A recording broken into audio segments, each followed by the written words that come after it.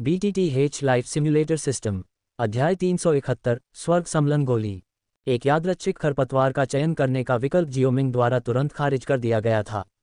जब तक वह पागल नहीं हो जाता वह कभी भी ऐसा विकल्प नहीं चुनता।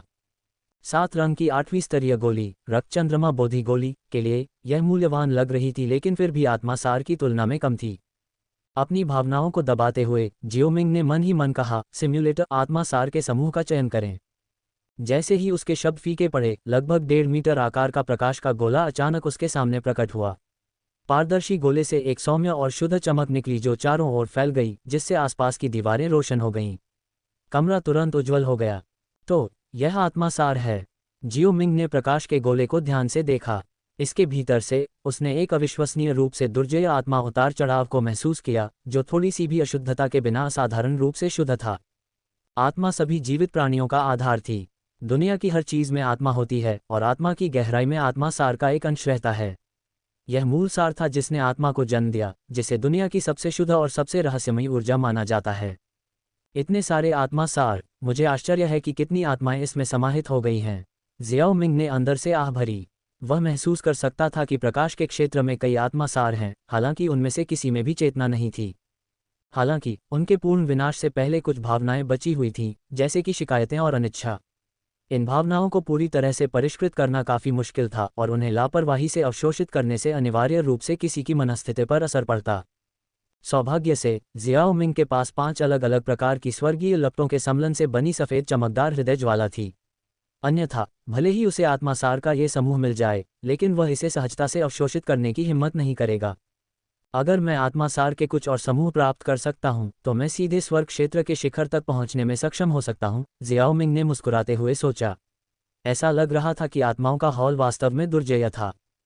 फिलहाल जियाओ मिंग का इरादा आत्मासार का तुरंत उपयोग करने का नहीं था। उसने निर्णय लेने से पहले पिल टॉवर पर लौटने तक प्रतीक्षा करने का फैसला किया। अपनी आस्तीन की एक लहर के साथ उसने आत्मा प्रकाश के क्षेत्र को अपनी भंडारण अंगूठी में संग्रहित किया। अगले दिन जियाओ यीजियान, आदरणीय तियानहुओ और मेडुसा के साथ जियाओ मिंग सराय से निकल गया। संयोग से उन्हें सिमुलेशन में उल्लिखित लाल ड्रैगन क्लॉ ईगल का सामना करना पड़ा, और बस इसी तरह उन्होंने अपनी यात्रा के लिए परिवहन का एक और साधन हासिल कर लिया था। ... नीले आसमान के नीचे एक विशाल उग्रलाल विशालकाय चील हवा में उड़ रही थी। चील की पीठ पर एक गहरे लाल रंग का औषधीय कड़ाही था, जिसके सामने जियाओ मिंग बैठा था। क्या चील की पीठ पर बैठकर 8वीं स्तरीय गोली को परिष्कृत करना बहुत जोखिम भरा नहीं है? क्यों न हम पवित्र गोली शहर लौटने तक प्रतीक्षा करें? जियाओ यीजियान ने अपनी चिंता व्यक्त करते हुए अपनी भौहें सिकुड़ीं। इस बार हेवन फ्यूजन पिल को परिष्कृत करने की कठिनाई अधिक नहीं है। यह कोई समस्या नहीं होगी। बस सुनिश्चित करें कि आप मेरी रक्षा करें और किसी को भी मुझे परेशान न करने दें, जियाओ मिंग ने धीरे से जवाब दिया। उसने अपनी यात्रा के दौरान पिल को परिष्कृत करने का विकल्प चुना था, क्योंकि उसे याद था कि सिमुलेशन के दौरान एक बार उसे बाधा उत्पन्न हुई थी, जिससे वह पिल को सफलतापूर्वक परिष्कृत नहीं कर पाया था। चूंकि पिल टॉवर पर वापस जाने के रास्ते में और कुछ करने को नहीं था, इसलिए पहले से ही पिल को परिष्कृत करना सबसे अच्छा था। जियाओ यीजियान को निर्देश देने के बाद जियाओ मिंग ने अपनी नज़र हटा ली। उसकी उंगली के एक झटके से एक सफ़ेद रंग की लौ औषधीय कड़ाही में चमक उठी। फिर उसकी आस्तीन के एक झटके से लगभग 100 प्रकार की औषधीय जड़ी बूटियां जो उसके चारों ओर चक्कर लगा रही थीं, कड़ाही में घुस गईं। वे तुरंत आग की लपटों से पिघल गईं और परिष्कृत हो गईं, और पूरी प्रक्रिया बिना किसी रुकावट के सुचारू रूप से और निर्बाध रूप से चलती रही। जैसे ही प्रत्येक औषधीय जड़ी बूटी लपटों में प्रवेश करती है, जियाओ मिंग से एक विशाल और राजसी आत्मा शक्ति निकलती है, जो धीरे धीरे फैलती है। उसके पैरों के नीचे लाल ड्रैगन क्लॉ ईगल का शरीर थोड़ा कांपता है, केवल मेडुसा द्वारा डांटा जाता है। अपने आप को संभालो, अगर गोली शोधन विफल हो जाता है तो मैं तुम्हारे सभी पंख उखाड़ दूंगा। वह जानती थी कि हेवन फ्यूजन पिल उसके गर्भ में पल रहे बच्चे के लिए थी, और अगर पिल विफल हो गई तो वह बिना किसी हिचकिचाहट के अपनी धमकी को अंजाम देगी। मेडुसा की हत्या की मंशा को भांपते हुए रेड ड्रैगन क्लॉ ईगल ने तुरंत अपना कांपना बंद कर दिया। बगल में आदरणीय तियानहुओ आह भरने से खुद को रोक नहीं पाए। तस्क उसकी आत्मा का दबाव शायद पहले ही आत्मा क्षेत्र की महान पूर्णता तक पहुंच चुका है। अभी कुछ ही साल हुए हैं। आदरणीय तियानहुओ जियाओ मिंग की तीव्र प्रगति पर चकित थे, यहाँ तक कि जियाओ यीजियान, जो आश्चर्यजनक गति से साधना करता था, आत्मा साधना के मामले में जियाओ मिंग से मुकाबला नहीं कर सकता था। अत्यधिक केंद्रित रहने के कारण जियाओ मिंग अपने आसपास की हलचल से अप्रभावित था। गहरे लाल औषधीय कड़ाही से निकलने वाली तीव्र गर्मी के साथ आकाश का तापमान शुष्क हो गया।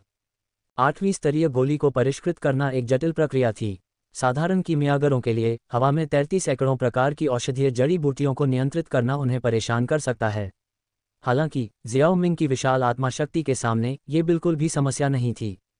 एक के बाद एक डूसेंट अवशेषों से प्राप्त उच्च श्रेणी की औषधीय जड़ी बूटियों को लगातार कड़ाही में फेंका गया।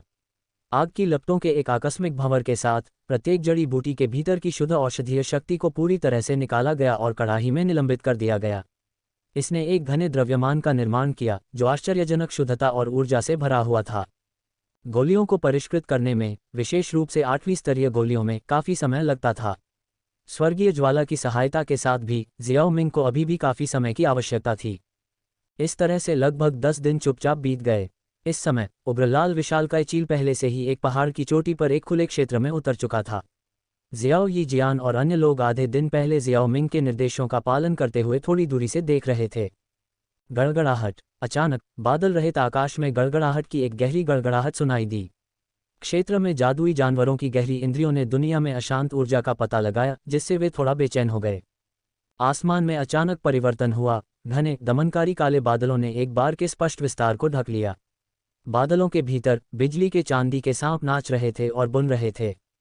साफ आसमान से घने गरजते बादलों में अचानक परिवर्तन को देखकर मेडुसा, जियाओ यी जियान और आदरणीय तियानहुओ के भाव गंभीर हो गए। क्या गोली बनाने का समय आ गया था? उनके संदेह के बीच जियाओ मिंग, जो कई दिनों से चील की पीठ पर अपनी आंखें बंद करके बैठा था, ने धीरे धीरे अपनी आंखें खोलीं। उस पल में आकाश में गरजने वाले बादल किसी रहस्यमयी शक्ति द्वारा खींचे जाने लगे। बादल मंथन करते रहे और धीरे धीरे दीप्तिमान, बहुरंगी गरजने वाले बादलों में बदल गए, जो देखने वालों की निगाहों को मोहित कर रहे थे। गर्जना, गर्जना। पर्वत श्रृंखला से विभिन्न गर्जनाएं सुनी जा सकती थीं, जैसे कि पिल लाइटनिंग से प्रभावित होकर जादुई जानवरों के आंदोलन का संकेत दे रही हों। धमाका। पहाड़ की हलचल के बीच एक भयंकर तूफान आया। बादलों की परतें फट गईं और कई 100 मीटर आकार की एक विशाल इंद्रधनुषी बिजली नीचे जियाओ मिंग की ओर विस्फोटक रूप से उतरी। इंद्रधनुषी बिजली में निहित भयानक ऊर्जा को महसूस करते हुए आदरणीय तियानहुओ ने भी भौहें सिकोड़ लीं। जियाओ मिंग ने धीरे से अपना सिर उठाया और इंद्रधनुषी बिजली को देखा, जो एक विशाल ड्रैगन की तरह आकाश को चीरती हुई निकल रही थी। अपनी उंगली के एक झटके से एक गहरे सुनहरे रंग की आकृति निकली और बिजली से भयंकर रूप से टकराए। ची। प्रभाव के बाद प्रतीत होता है कि भयंकर बिजली तुरंत गायब हो गई। गड़गड़ाहट, गड़गड़ाहट, गड़गड़ाहट। आकाश में गरजने वाले बादल क्रोधित लग रहे थे क्योंकि आकाश दानव कठपुतली ने बिजली के इंद्रधनुषी रंग के बोल्टों में से एक को निगल लिया। उन्होंने आकाश दानव कठपुतली की सुरक्षा को भेदने के प्रयास में बहुरंगी बिजली के अनगिनत स्तंभों को छोड़ दिया। हालांकि एक भी बोल्ट इसकी सुरक्षा को भेदने में सक्षम नहीं था। बिजली गिरने का यह उन्माद लगभग 10 मिनट तक चला, फिर धीरे धीरे कम हुआ और अंततः समाप्त हो गया। अध्याय 372, दोनों तरफ से गले मिलना। 8वीं श्रेणी की गोली से निकलने वाली गोली की बिजली की शक्ति वास्तव में भयानक है। यहाँ तक कि कुछ डू वेनेरेट विशेषज्ञ भी इस तरह की शक्ति का सामना नहीं कर पाएंगे। आदरणीय तियानहुओ ने धीरे धीरे खत्म हो रही गोली की बिजली को देखते हुए कहा, इस श्रेणी की गोलियां ऐसी चीज नहीं थीं जिसे आम लोग परिष्कृत कर सकें। गोली टॉवर में अपने 2 वर्षों के दौरान भी उसने कभी भी 5 रंगों वाली गोली का जन्म नहीं देखा था। गोली की बिजली के खत्म होने के बाद जियाओ मिंग ने अपना हाथ हिलाया और स्काई डायमंड पपेट को अपनी स्टोरेज रिंग में रख लिया। उसकी उंगली के एक झटके से कड़ाही का ढक्कन अपने आप खुल गया और एक चमकदार इंद्रधनुष बिजली की तरह चमक उठा। जैसे ही वह दूर भागने की कोशिश कर रहा था, जियाओ मिंग की हथेली ने उसे पकड़ लिया, एक अदृश्य शक्ति से उसे रोक लिया। फिर उसने उसे अपनी हथेली में खींचा और अपने आसपास का निरीक्षण करने से पहले उसे जैड की बोतल में रख दिया। थोड़ी सी भौहें सिकोड़ते हुए जियाओ मिंग ने अपने आसपास कई छिपी हुई आभाओं को महसूस किया। 8वीं स्तरीय गोली की उपस्थिति ने एक महत्वपूर्ण हलचल पैदा कर दी थी और ऐसा लग रहा था कि ये लोग गोली के असाधारण प्रदर्शन से यहाँ खींचे चले आए थे। उनके आने पर वे अपने इरादों को अनिश्चित छोड़ते हुए छाया में छिप गए थे। हम्फ। आदरणीय तियानहुओ ने ठंडी सांस ली, एक अदृश्य लहर का उत्सर्जन किया जो अंधेरे जंगल की ओर फैल गई, एक दमघोंटू आभा लेकर। आदरणीय तियानहुओ और अन्य लोगों की ताकत के साथ उनके लिए इन लोगों का पता लगाना स्वाभाविक था। हालांकि इन व्यक्तियों की ताकत उनके लिए कोई खतरा नहीं थी, इसलिए उन्होंने उन पर ज्यादा ध्यान नहीं दिया।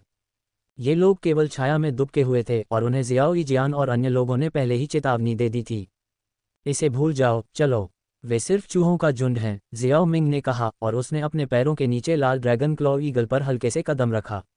उसके आदेश के जवाब में चील ने जोर से अपने पंख फड़फड़ाए, हवा के झोंके उड़ाए और तेजी से नीले आकाश में चढ़ गया।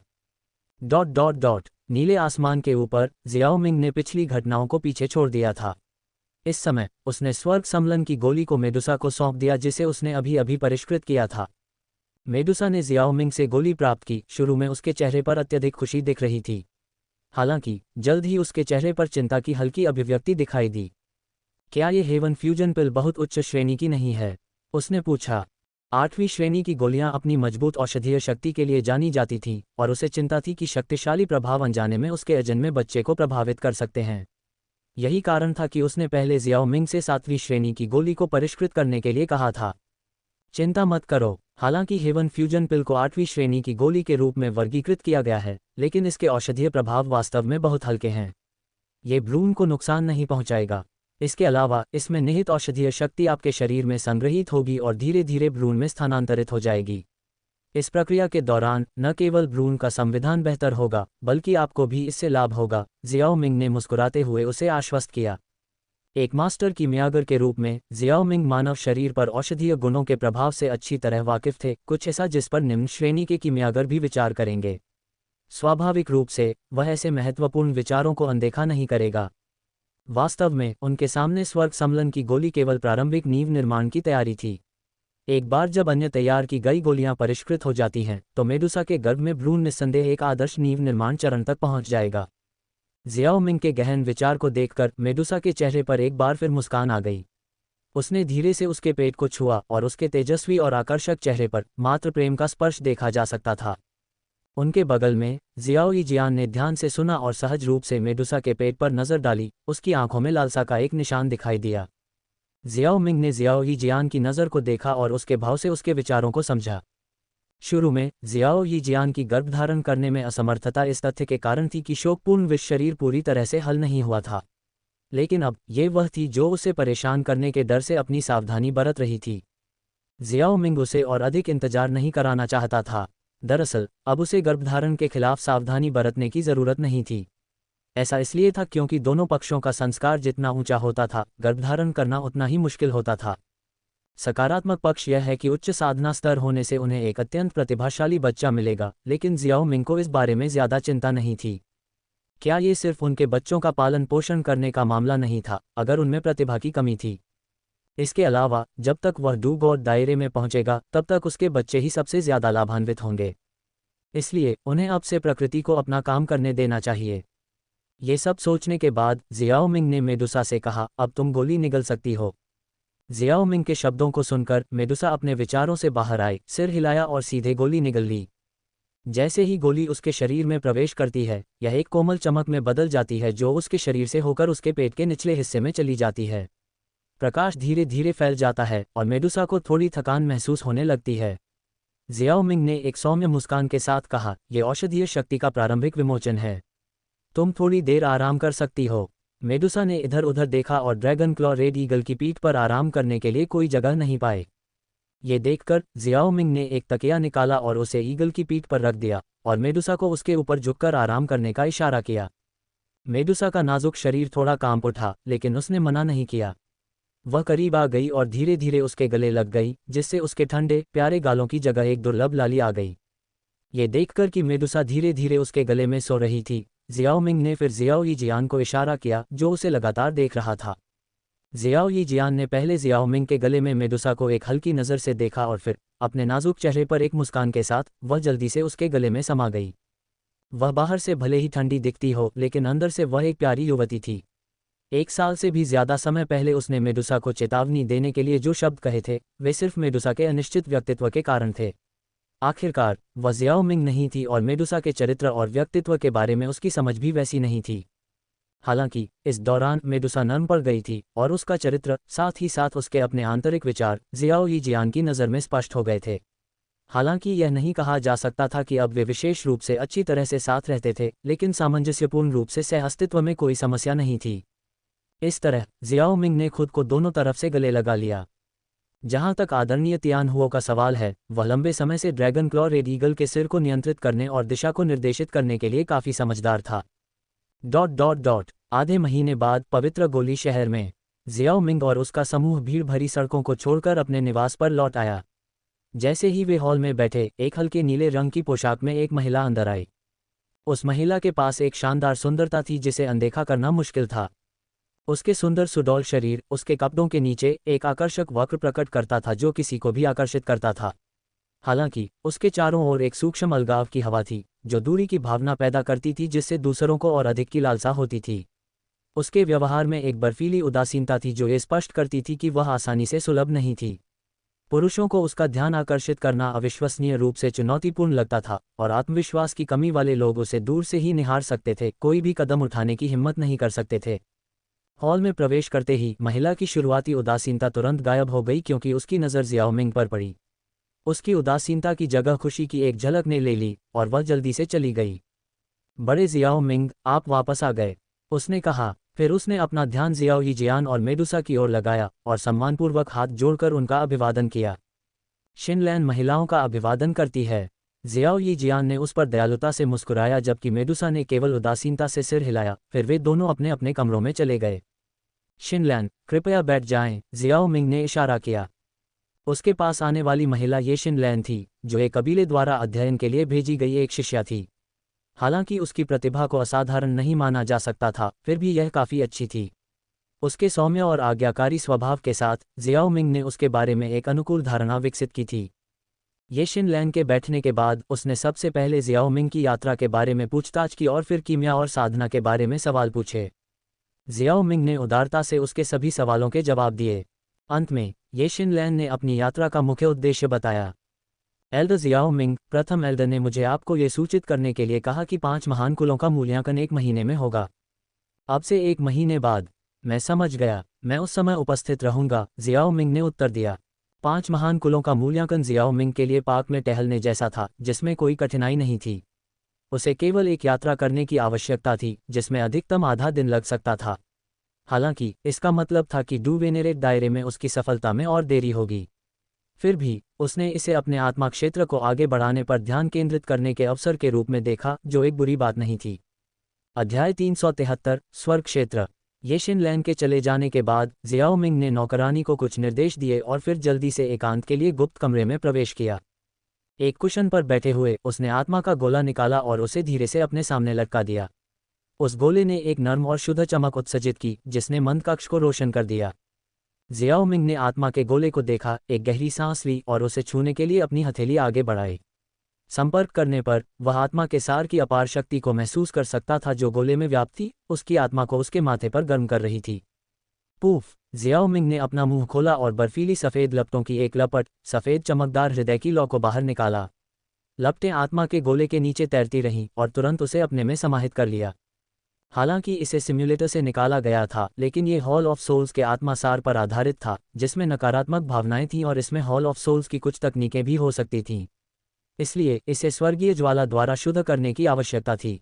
जैसे जैसे उच्च तापमान धीरे धीरे अंदर घुसता गया, आत्मा का गोला उबलने लगा और काली गैस की हल्की सी धारियां उभरीं जो शून्य में विलीन हो गईं। काली गैसों को देखते हुए जियाओ मिंग ने एक भौं उठाई। उसने उनसे बेहद कमज़ोर मानसिक उतार चढ़ाव महसूस किया, चाहे वह आत्माओं के हॉल से एक विधि हो या आत्मासार द्वारा छोड़ी गई अशुद्धियां, उन्हें अपनी आत्मा में अवशोषित करना एक बड़ा छिपा हुआ खतरा पैदा करेगा। बिना ज्यादा सोचे समझे जियाओ मिंग ने अपनी आस्तीन लहराई और लपटें फिर से उठीं, आत्मा के गोले के भीतर छिपी हुई सभी काली गैसों को परिष्कृत करते हुए। जैसे जैसे काली गैस फैलती गई, आत्मा का गोला तेजी से पारदर्शी और क्रिस्टल सा साफ होता गया, जो अलौकिक और भ्रामक दिखाई देने लगा। ये शोधन प्रक्रिया आधे घंटे तक चली, इससे पहले कि जियाओ मिंग ने धीरे धीरे लपटों को फैलाया। आखिरकार राहत महसूस की जब उसने अपने सामने तैरते हुए क्रिस्टल जैसे और पारभासी आत्मा के गोले को देखा। हाथ की मुहर के साथ उसकी आत्मा की शक्ति उसके माथे से निकली, जिससे एक मानव आकृति बन गई जो खुद जियाओ मिंग जैसी थी। यह आत्मा के गोले के सामने क्रॉस लेग करके बैठा था, उसका मुंह थोड़ा खुला था जिससे एक चूषण बल निकल रहा था। जवाब में आत्मा का गोला थोड़ा कांप उठा और एक असाधारण शुद्ध आत्मा सार शक्ति फैल गई जो जियाओ मिंग की आत्मा के चारों ओर लिपट गई। यह उसके मुंह, नाक और शरीर के हर छिद्र में बह गई, लगातार उसमें विलीन हो गई। जैसे जैसे अधिक से अधिक आत्मा सार अवशोषित होते गए, जियाओ मिंग के आत्मा रूपी चेहरे पर एक हल्का सा नशा दिखाई दिया। आत्मा सार में लिपटे हुए उसे लगा जैसे उसकी आत्मा एक गर्म रोशनी में डूबी हुई थी, अपनी माँ के गर्भ में एक अजन्मे बच्चे की तरह। उसकी आत्मा के रूप की सतह पर धीरे धीरे झिलमिलाती क्रिस्टल जैसी परतें दिखाई दीं, जो ठोस आकृतियों से मिलती जुलती थीं और एक अत्यंत रहस्यमय आभा बिखेर रही थीं। आत्मा के गोले के भीतर एक भयानक आत्मासार शक्ति थी, जो अज्ञात संख्या में आत्मा शरीरों से संघनित थी। यहाँ तक कि जियाओ मिंग को भी इतने विशाल आत्मासार के सामने महत्वहीनता का एहसास हुआ। छप छप, जैसे जैसे जियाओ मिंग ने अधिक से अधिक आत्मासार को अवशोषित किया, उससे अदृश्य तरंगें निकलीं, धीरे धीरे उसके साथ केंद्र में फैलती गईं। ये अदृश्य तरंगें गुप्त कमरे की दीवारों को भेदती हुई हवेली से गुजरी और आसपास के घरों की ओर फैल गईं। जियाओ मिंग की हवेली पवित्र पिल सिटी के आंतरिक घेरे में स्थित थी, जो पिल टॉवर के मुख्यालय के करीब थी। पड़ोसी निवासी सभी उच्च श्रेणी के कीमियागर थे, जिन्होंने फैलते हुए आत्मा के उतार चढ़ाव को तुरंत पहचान लिया। यह आत्मा का उतार चढ़ाव कहाँ से आ रहा है? क्या ये हो सकता है कि कोई अन्य मास्टर कीमियागर आत्मा के दायरे में घुस गया है? क्या कुछ दिन पहले ऐसा नहीं था? उद्धरण चिन्ह उद्धरण चिन्ह। जल्द ही ये तरंगें पिल टॉवर तक पहुंच गईं, और सभी कीमियागर जिनकी आत्माएं स्वर्ग के दायरे में नहीं पहुंची थीं, उन्हें अपनी आत्मा की गहराई से निकलने वाला एक आत्मा दबाव महसूस हुआ। चौंक कर उन्होंने आश्चर्य में अपनी निगाहें जियाओ मिंग की हवेली की ओर घुमाईं। ये किसका आत्मा दबाव था? पिल टॉवर के शीर्ष पर जुवान कोंगजी, जो काओ यंग को व्याख्यान दे रहा था, एक पल के लिए रुका और नीचे की ओर देखते हुए खिड़की के पास चला गया। मास्टर, यह आत्मा का उतार चढ़ाव केवल उसी का हो सकता है। काओ यंग उसके पास पहुंची, उसकी कोमल आवाज प्रत्याशा से भरी थी। ये सही है, यह जियाओ मिंग है। स्थिति को देखते हुए उसकी आत्मा स्वर्ग के दायरे में प्रवेश कर रही होगी। जुबान कोंगजी ने अपनी सफ़ेद दाढ़ी को सहलाया, उसका स्वर विस्मय से भरा हुआ था। अगर उसे सही से याद है तो जियाओ मिंग को आत्मा के दायरे में प्रवेश किए हुए सिर्फ 2 साल ही हुए थे। आत्मा पोषण पाउडर की मदद से भी इतनी तेजी से स्वर्ग के दायरे में पहुंचना वाकई आश्चर्यजनक था। जुबान कोंगजी की पुष्टि सुनकर काओ यंग की आंखें चमक उठीं। वह पिछले 1 साल में जियाओ मिंग को बेहतर तरीके से जान गई थी और उसे उसके लिए सच्ची खुशी महसूस हुई। आखिरकार उसने अपनी वर्तमान स्थिति को प्राप्त करने के लिए उसके द्वारा किए गए अपार प्रयास को प्रत्यक्ष रूप से देखा था। पहले जो भी ईर्ष्या उसे महसूस हुई होगी, वह बहुत पहले ही दूर हो चुकी थी। जब वह 1 महीने में फिर से उनसे मिलने की उम्मीद कर रही थी, तो उसके प्यारे चेहरे पर एक चमकदार मुस्कान उभर आई जो शहरों को मोहित कर सकती थी। जुबान कोंगजी और काओ यंग के अलावा जियाओ मिंग से परिचित कीमियागरों ने भी पहचान लिया कि यह उसकी आत्मा थी जो सफलता प्राप्त कर रही थी। ईर्ष्या ने एक के बाद एक उनकी आंखों को भर दिया। काश उनकी आत्माएं इतनी तेज गति से प्रगति कर पाती। वास्तव में ये पूरी तरह असंभव नहीं था। वे आत्माओं के हॉल के शाखा हॉल को नष्ट करने की कोशिश कर सकते थे। हालांकि आत्माओं का हॉल दुर्जय था और हर कोई उन्हें भड़काने का जोखिम नहीं उठा सकता था। इसके अलावा बाहरी लोग आत्माओं के हॉल के भीतर आत्मा के सार के अस्तित्व से अनजान थे। जैसे जैसे समय बीतता गया, शांत साधना के दिन जारी रहे। हालांकि आत्मा के उतार चढ़ाव जो फैल गए थे, गायब नहीं हुए, बल्कि आगे विस्तार न करने के बावजूद धीरे धीरे मजबूत होते गए। 20 दिनों से अधिक समय के बाद आत्मा के दबाव से प्रभावित क्षेत्र में काफ़ी संख्या में कीमियागर एकत्र हुए थे। साधारण कीमियागरों के लिए अपनी आत्मा को साधने के बहुत कम तरीके थे। उच्च दबाव की परिस्थितियों में जैसे जैसे आत्मा धीरे धीरे अनुकूल होती जाती, उसकी शक्ति बढ़ती जाती। ऐसे अवसर बहुत कम थे, इसलिए कई कीमियागर अपनी आत्मा को साधने के लिए जियाओ मिंग की हवेली के बाहर सड़कों पर इकट्ठा होते थे। इन मामलों में किसी ने हस्तक्षेप नहीं किया और जियाओ मिंग गुप्त कमरे के अंदर रहते हुए बाहर की भीड़ से अनजान रहा। 2 और दिन बीत गए और कम होता हुआ आत्मा का दबाव अंततः समाप्त हो गया। कई लोग जियाओ मिंग की हवेली को निराश होकर देखते रहे। ऐसा लगता है कि यह खत्म होने वाला है, निराश भीड़ में से किसी ने बड़बड़ाया। इस बीच गुप्त कमरे के अंदर जियाओ मिंग एक क्रॉस लेग स्थिति में बैठा था, अपनी केंद्रित अवस्था को बनाए रखते हुए। उसके सामने एक पारदर्शी क्रिस्टलीय आकृति थी जो बहते पानी के समान थी। एक गहरी सांस लेते हुए जियाओ मिंग के कसकर बंद होंठ अचानक खुल गए, जिससे एक शक्तिशाली चूषण बल निकला। उसके सामने उपस्थित अलौकिक आकृति तुरंत ही प्रकाश की एक दीप्तिमान धारा में परिवर्तित हो गई और तेजी से उसके मुंह में खींची चली गई। अध्याय 374 डू सेंट बोन मैरो। अमूर्त आत्मा बाहर की ओर फैल गई, जिससे आसपास के वातावरण में धारणा की लहरें उठने लगीं। एक पल में बाहरी स्थिति जियाओ मिंग के दिमाग में स्पष्ट हो गई। वह गुप्त कमरे के बाहर जियाओ यीजियान और मेडुसा की प्रतीक्षा, सड़कों पर कीमियागरों की निराशा, काओ यंग की मुस्कान और पिल टॉवर के भीतर जुबान कोंगजी की प्रशंसा को महसूस कर सकता था।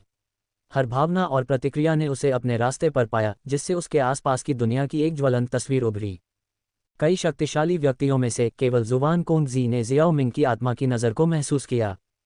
तो ये स्वर्ग क्षेत्र है। जियाओमिंग ने धीरे से बड़बड़ाया, अपनी वर्तमान स्थिति और अतीत के बीच स्पष्ट अंतर का अनुभव करते हुए। यदि उसकी पिछली आत्मा एक बच्चे की तरह थी, तो उसकी आत्मा अब निस्संदेह एक जीवंत और ऊर्जावान युवा की थी। उसकी आत्मा की शक्ति ने उसे असाधारण आत्मा नियंत्रण प्रदान किया। जियाओमिंग को लग रहा था कि उसकी कीमियागिरी कौशल एक महत्वपूर्ण छलांग लगाने के लिए तैयार थी, संभवतः 8 रंग या 9 रंग की 8वीं श्रेणी तक पहुंच सकती थी। जियाओमिंग ने अपने भीतर की नई शक्ति का ध्यानपूर्वक स्वाद लेने के बाद अपनी आत्मा शक्ति को वापस ले लिया। इसे वापस लेते समय उसने बाहर प्रतीक्षा कर रही 2 महिलाओं से संवाद किया, उन्हें सूचित किया कि वह अगले 2 दिनों तक एकांत से बाहर नहीं निकलेगा। उसे डू सेंट कंकाल को परिष्कृत करने के लिए उस समय की आवश्यकता थी। जियाओमिंग के शब्दों को सुनने के बाद जियाओ यीजियान और मेडुसा ने एक नज़र का आदान प्रदान किया और अपने अपने मामलों में भाग लेने के लिए तेजी से चले गए। गुप्त कमरे के अंदर जियाओमिंग ने धीरे धीरे अपनी आंखें खोलीं, अपनी आत्मा शक्ति को वापस ले लिया। शांति की स्थिति में लौटने से पहले उसकी काली आंखों में एक हल्की चमक चमकी।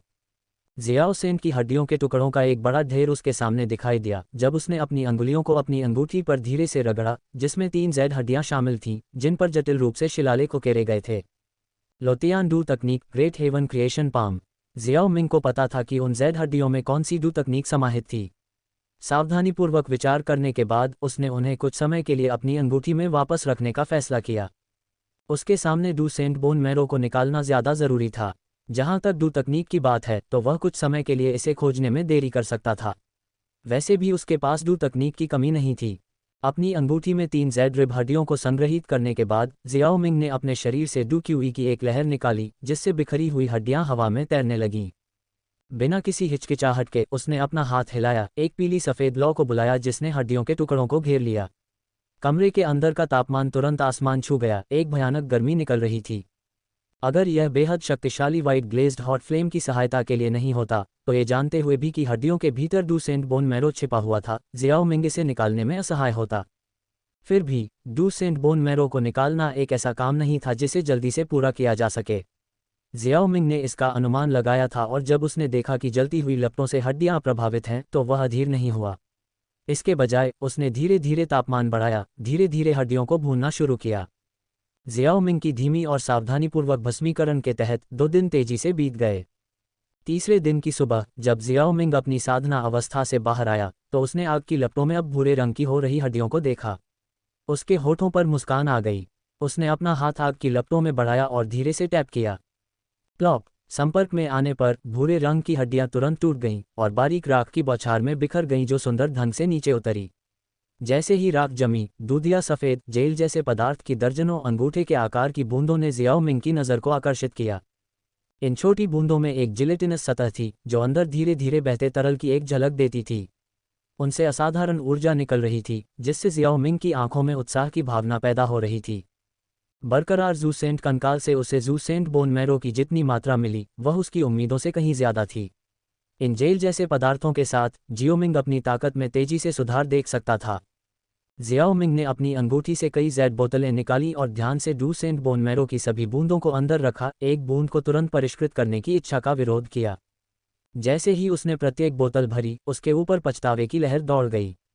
संत झाओ हुआ के अलावा डू सेंट अवशेषों में 2 अन्य डू सेंट कंकाल थे, प्राचीन शून्य ड्रैगन और प्राचीन स्वर्ग फीनिक्स। हालांकि उन 2 कंकालों ने ड्रैगन फीनिक्स मूल फल के पोषण की आवश्यकता के कारण लंबे समय से अपने असाधारण गुणों को खो दिया था। उनकी अविश्वसनीय कठोरता के अलावा उनमें बहुत कम अवशिष्ट ऊर्जा थी। बाहर लिविंग रूम में शिन लैन और ये जोंग दोनों तरफ चुपचाप बैठे थे, लेकिन उनके हाव भाव से पता चलता था कि वे दोनों चिंतित थे। ये जोंग अपनी बेचैनी को रोक नहीं पाया, पास की एक नौकरानी की ओर मुड़ा और पूछा, खांसी, क्या एल्डर जियाओ मिंग अभी भी एकांत में हैं? माफ करना, ये नौकर नहीं जानता, नौकरानी ने जवाब दिया। अगर यह बहुत ज्यादा परेशानी न हो। जैसे ही ये जोंग नौकरानी से जियो यीजियान से पूछताछ करने के लिए कहने वाला था, एक आवाज ने उसे बीच में रोक दिया। बड़े ये जोंग, आपने बहुत देर तक इंतजार किया है। आवाज सुनकर ये जोंग का चेहरा खुशी से चमक उठा और वह प्रवेश द्वार की ओर मुड़ा। शिनलैन ने भी यही प्रतिक्रिया व्यक्त की और जल्द ही जियो मिंग की आकृति नजर आई। बड़े जियो मिंग, आप एकांत से बाहर आ गए हैं। आज हमारे 5 महान कुलों के मूल्यांकन का दिन है, ये जोंग ने खड़े होकर कहा। चिंता मत करो, मैं भूला नहीं हूँ। अभी दिन की शुरुआत है न? तुम थोड़ी ज्यादा चिंतित लग रही हो, जियो मिंग ने मुस्कुराते हुए जवाब दिया।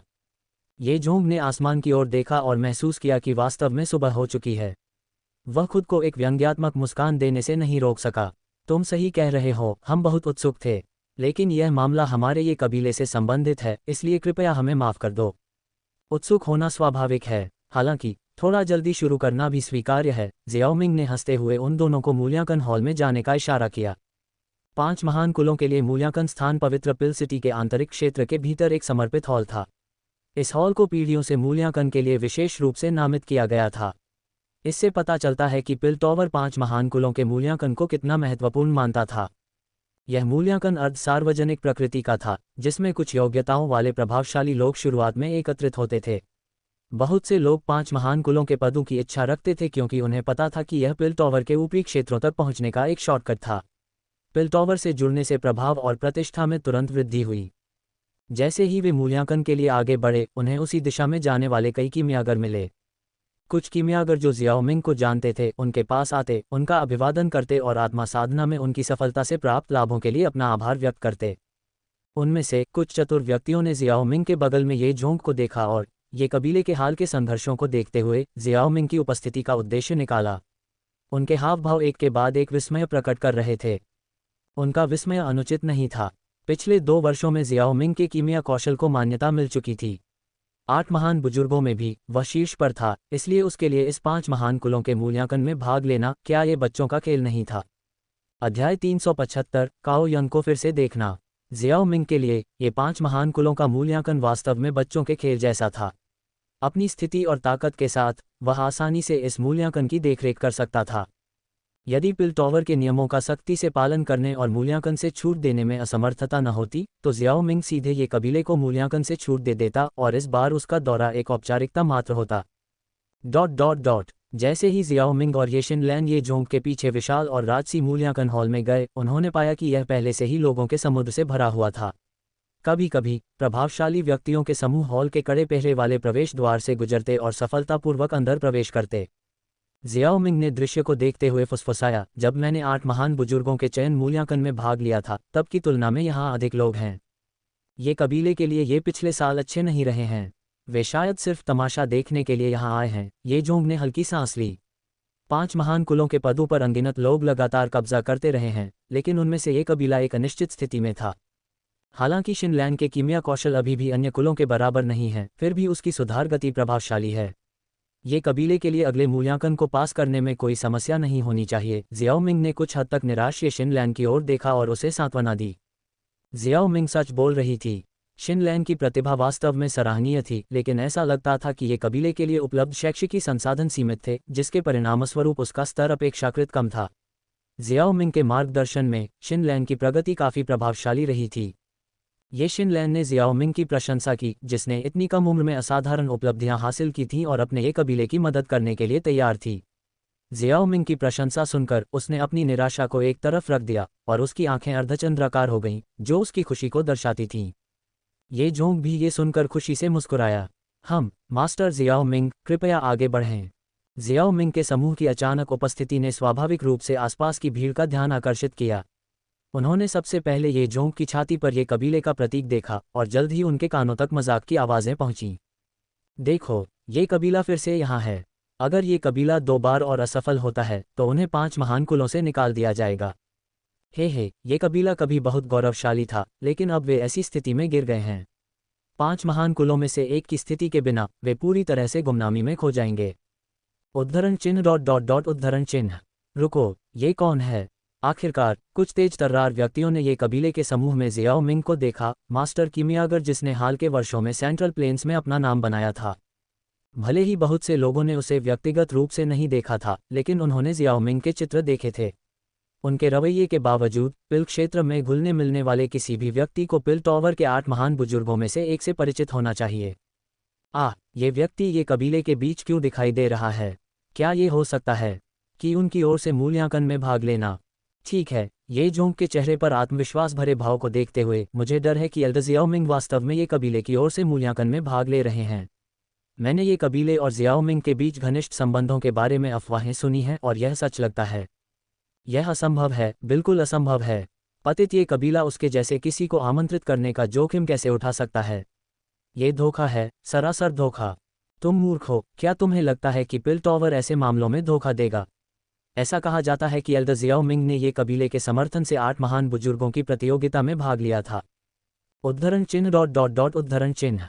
ये आवाज़ें सुनकर ये जोंग को गुस्सा और मज़ा दोनों महसूस हुआ। ये लोग बेसब्री से ये कबीले के पतन का इंतज़ार कर रहे थे ताकि वे उनकी जगह ले सकें। जियाओमिंग के प्रकट होने के साथ जब तक वह कार्रवाई करता, उनके छिपे हुए इरादे, उनकी लालची निगाहें, सब कुछ शून्य हो जाता। जियाओमिंग ने अपने आसपास की विभिन्न निगाहों को शांति से स्वीकार किया, इसे एक मामूली दृश्य मानते हुए। भीड़ की चौकस निगाहों के नीचे जियाओमिंग और उसका समूह हॉल के बाहर पहुंच गया, जहां पहरेदारों ने एक सम्मानजनक भाव दिखाया, ये जोंग की ओर नहीं बल्कि जियाओमिंग की ओर।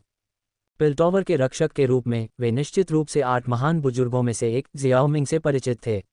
उन्होंने उसे देखते ही तुरंत सम्मानपूर्वक सलाम किया।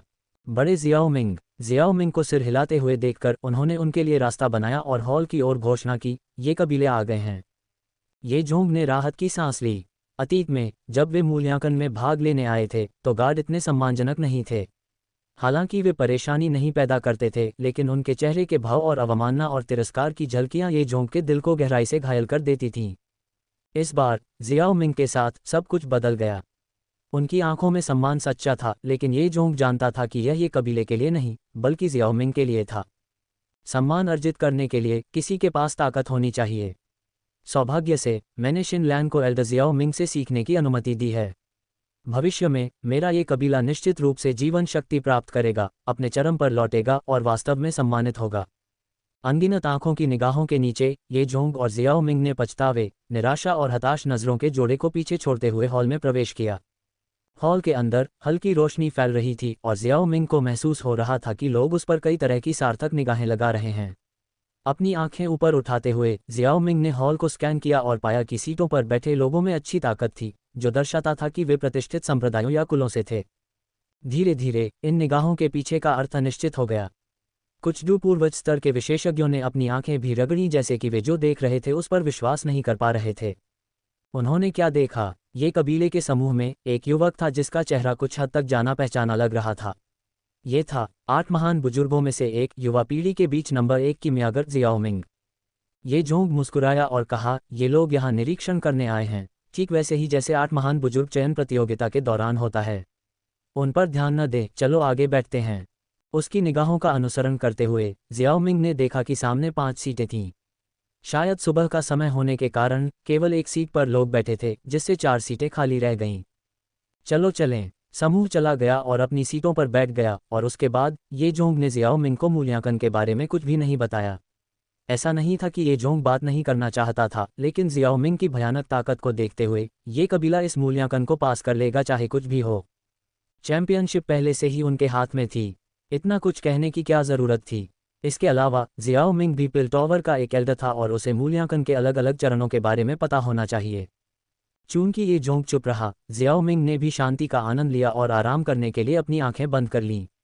जब तक उसने एक परिचित और आकर्षक हंसी नहीं सुनी, तब तक उसने धीरे से अपनी आंखें खोलीं। केवल एक युवा महिला को काले रंग की पोशाक में उसके सामने खड़ा पाया, एक आकर्षक और प्यारे चेहरे के साथ एक शांत स्वभाव का परिचय देते हुए। हे, मुझे पता था कि तुम इस बार ये कबीले का प्रतिनिधित्व करने आए हो, जियाओमिंग।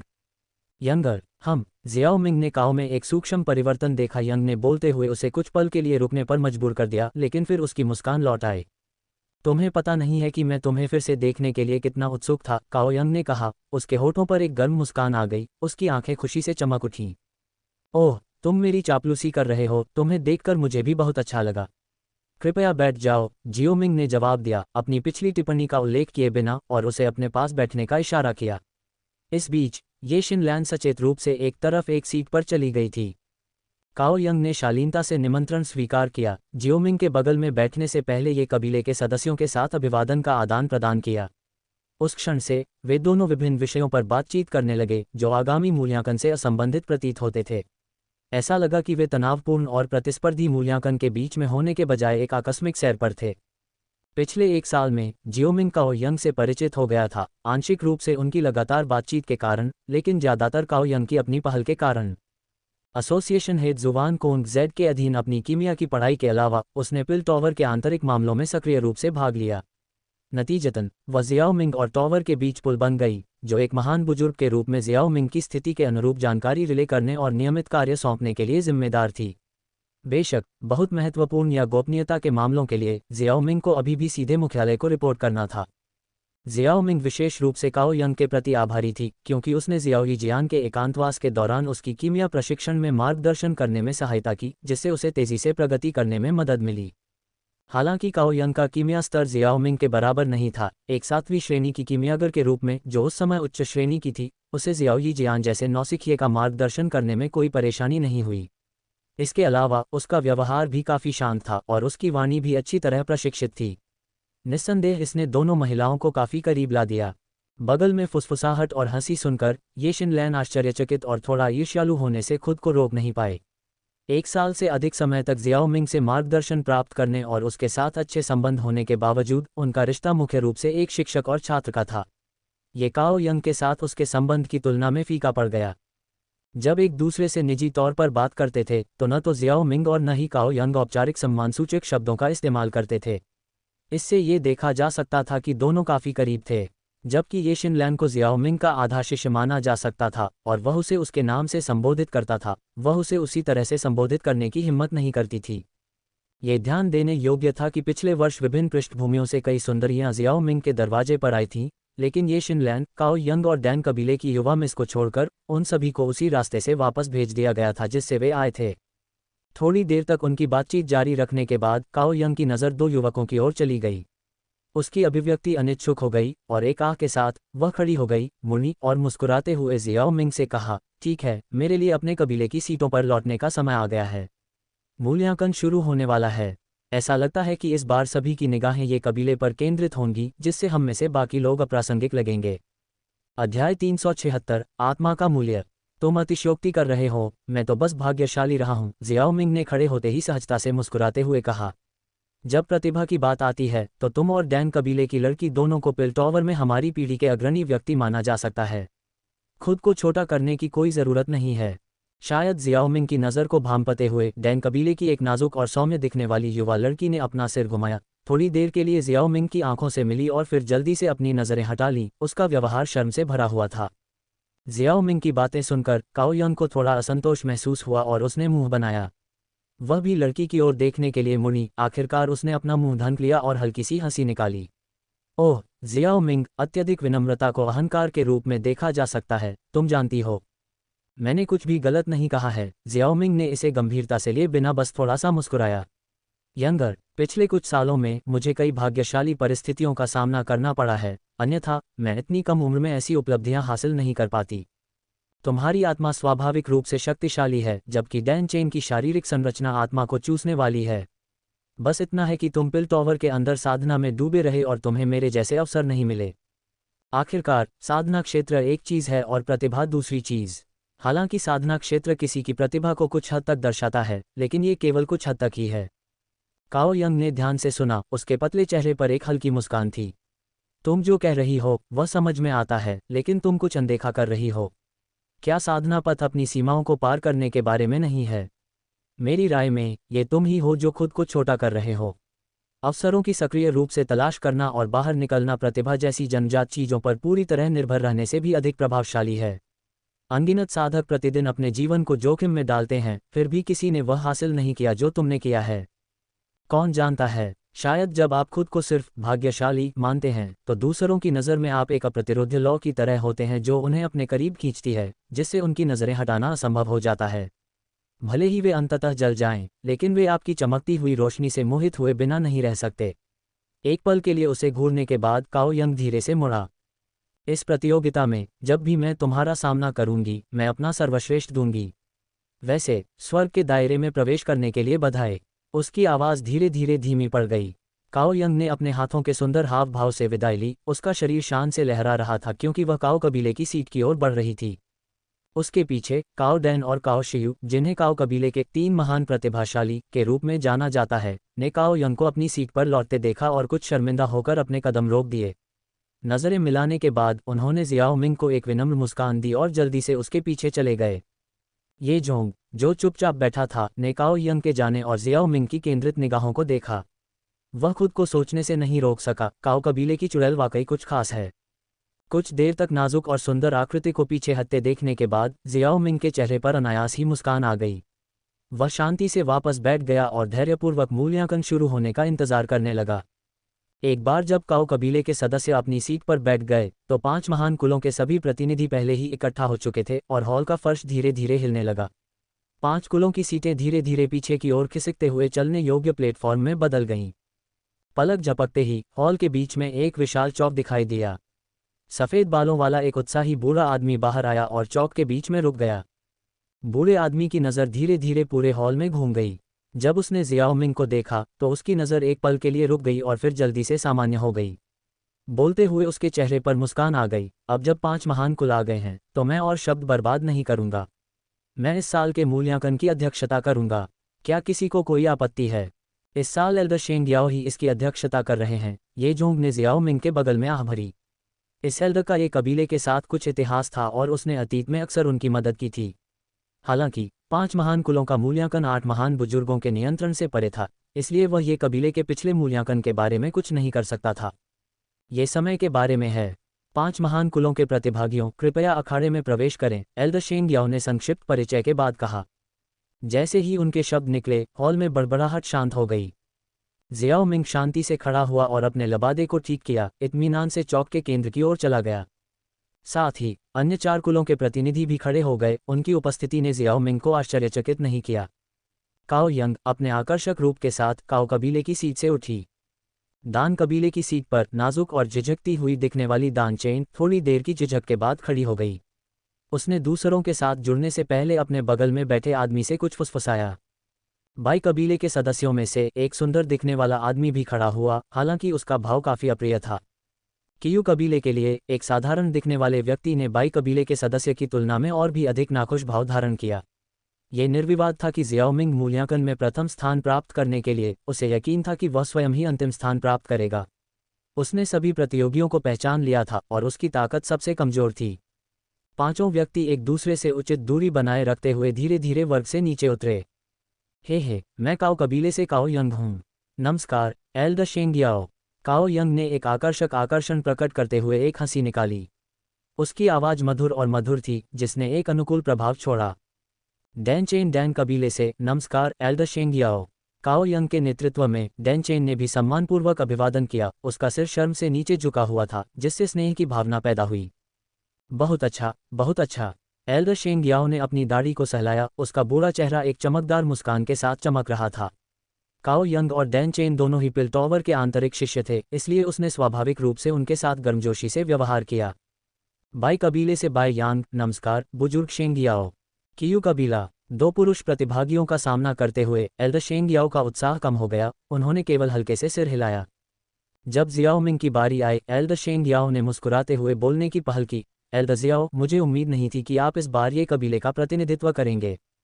पुराने परिचितों का उपकार करना स्वाभाविक है। जियाओ मिंग ने मुस्कुराते हुए शांति से कहा। उन्हें अत्यधिक सम्मान दिखाने की जरूरत नहीं थी क्योंकि वे दोनों 8 महान बुजुर्गों के सदस्य थे। कीमिया कौशल के मामले में एल्डर शेंग याओ खुद से कोई मुकाबला नहीं कर सकते थे। ऐसा लगता है कि इस बार ये कबीले के लिए चैंपियनशिप की गारंटी है। एल्डर शेंग याओ की नज़र जियाओ मिंग पर पड़ी। उन्होंने अपनी दाढ़ी को सहलाया और हंसे। उन्हें पता था कि जियाओ मिंग ने हाल ही में स्वर्ग क्षेत्र में एक सफलता हासिल की है, जबकि अन्य 4 प्रतिभागियों को आत्मा क्षेत्र तक भी नहीं पहुंचना चाहिए था। इस मूल्यांकन में जियाओ मिंग की भागीदारी दूसरों के लिए कुछ हद तक अनुचित लग रही थी। हालांकि इसने किसी भी नियम का उल्लंघन नहीं किया और जियाओ मिंग की अपेक्षाकृत कम उम्र को देखते हुए एल्डर शेंग याओ ने कोई आपत्ति नहीं जताई। अब जब सभी प्रतिभागी एकत्र हो गए हैं तो आइए आज का मूल्यांकन शुरू करें, एल्डर शेंग याओ ने घोषणा की। इन शब्दों को कहने के बाद एल्डर शेंग याओ ने एक कदम पीछे हटकर धीरे धीरे एक काले कपड़े से ढकी वस्तु के पास एक स्थान पर चले गए। एक सहज गति से उन्होंने काले कपड़े को हटा दिया, जिससे लगभग 9 मीटर ऊंची एक पत्थर की पट्टिका दिखाई दी। वास्तव में इसे पत्थर की पट्टिका के रूप में वर्णित करना सटीक नहीं था क्योंकि यह पत्थर की पट्टिका पारदर्शी थी, क्रिस्टल जैसी थी। हमारा परीक्षण 3 खंडों में विभाजित है। ये पहला खंड आत्मा परीक्षण है, एल्डर शेंग याओ ने समझाया। उनका चेहरा गंभीर था और उनके होठों से मुस्कान फीकी पड़ गई। उनकी नज़र 5 प्रतियोगियों पर पड़ी, जिनमें जियाओ मिंग भी शामिल था, और वे धीरे धीरे आगे बढ़ते रहे। जैसा कि हम सभी जानते हैं, आत्मा कीमियागरों की नींव है। केवल एक शक्तिशाली आत्मा के साथ ही व्यक्ति में पर्याप्त आध्यात्मिक बोध और आध्यात्मिक नियंत्रण होगा। एल्डर शेंग याओ ने पत्थर की पट्टिका के बीच की ओर इशारा किया। वहां एक गोलाकार चिकनी प्लेट थी। उन्होंने कहा, आप में से प्रत्येक अपनी आत्मा की शक्ति को इस प्लेट में डालेगा। यह आपकी आत्मा के मूल्य का परीक्षण करेगा।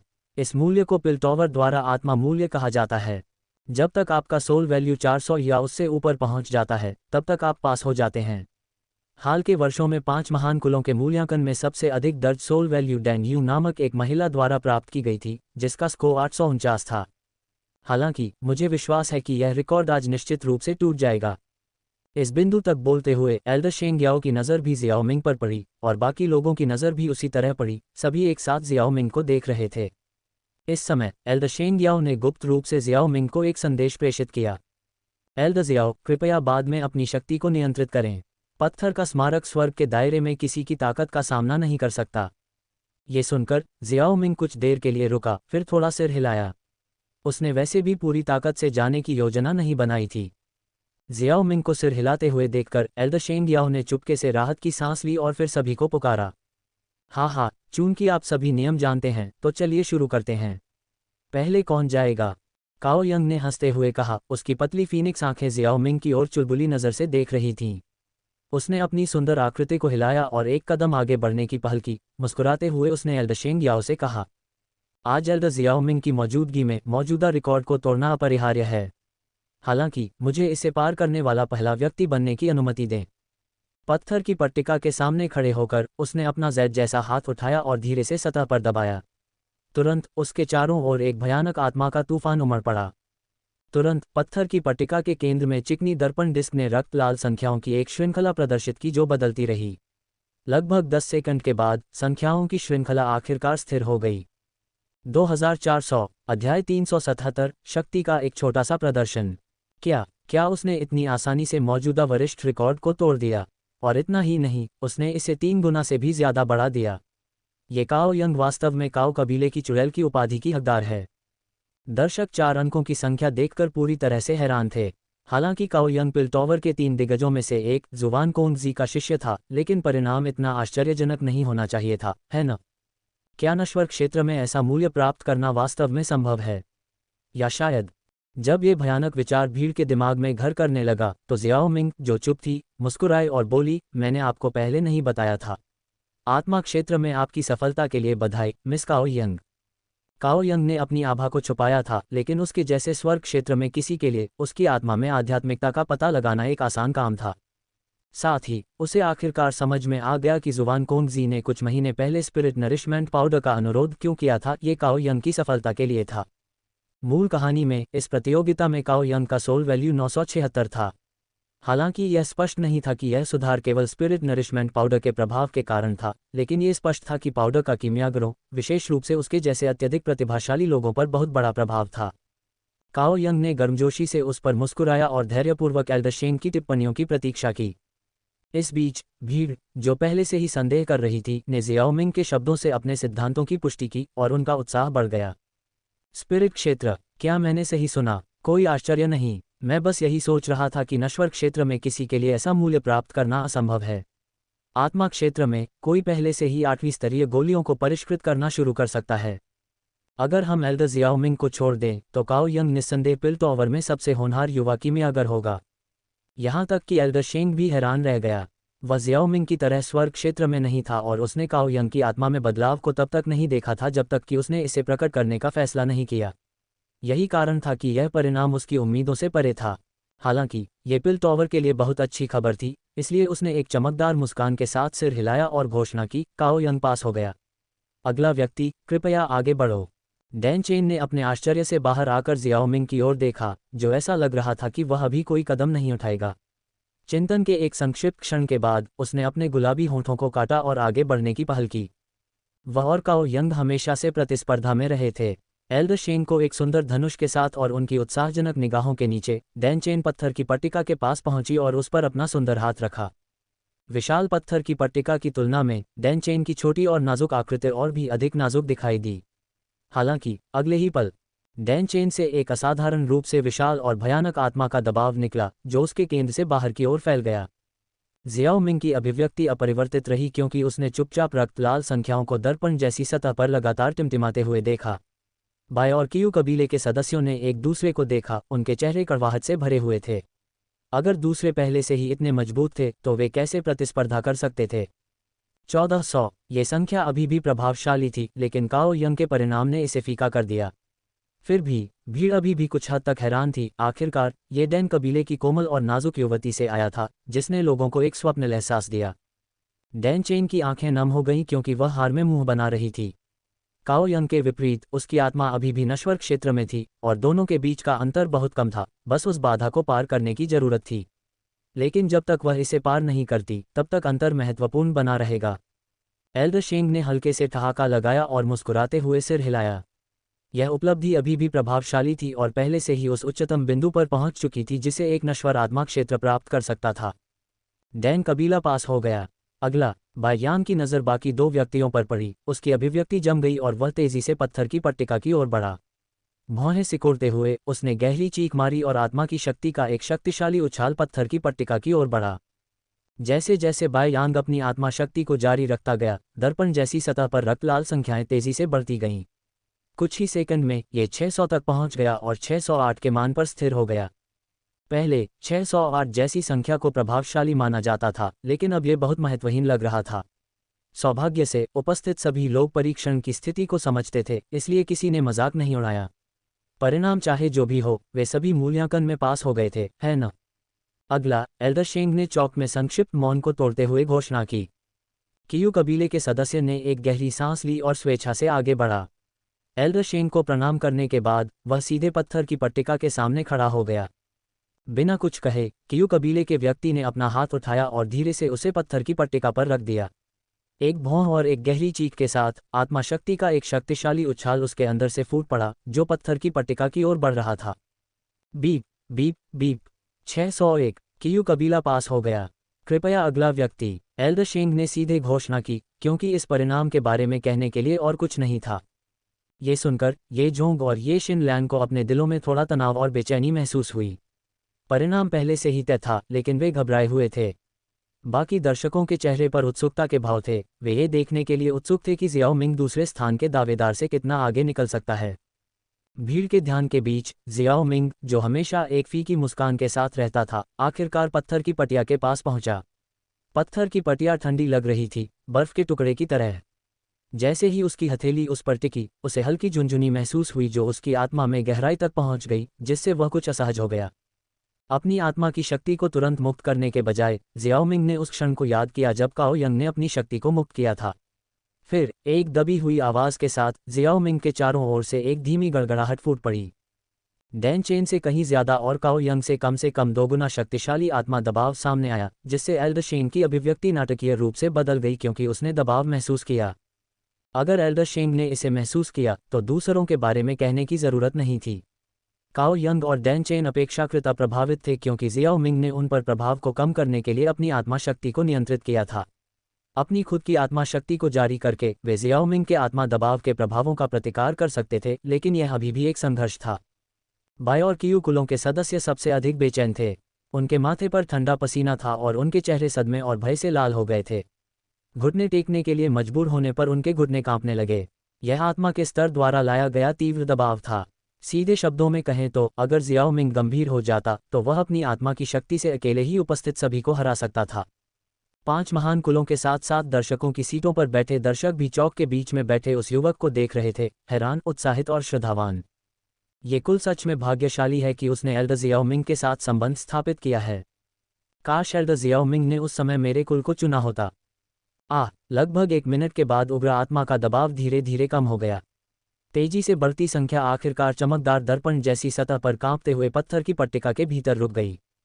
4830।